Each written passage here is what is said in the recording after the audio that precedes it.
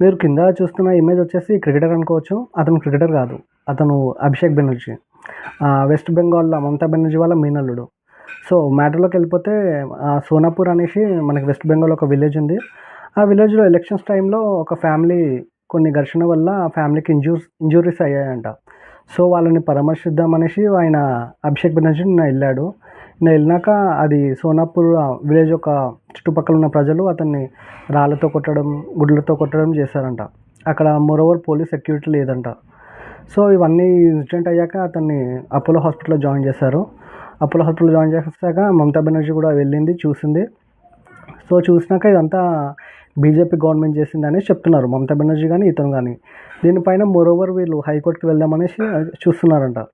So, ప్రజలేం చెప్తున్నారంటే అక్కడ ప్రజలు మేము వీళ్ళని కొట్టింది ఏ పార్టీ హెల్ప్ తీసుకోనో కాదు, మేమే చేశాము. ఎందుకు అంటే 15 ఇయర్స్ వీళ్ళు పవర్‌లో ఉండే. ఆ 15 ఇయర్స్ నుంచి ఆ సోనాపూర్ అనే విలేజ్‌ని ఏం డెవలప్ చేయలేదంట. సో, అందుకే మేము ఇలా చేశామనేసి వాళ్ళు చెప్తున్నారు. మీరు కామెంట్ చేయండి ఆ ప్రజలు చేసింది కరెక్టా? రాంగా అని. మోరోవర్ డైలీ ఇలాంటి కంటెంట్ మీకు కావాలంటే please like and subscribe. Thanks.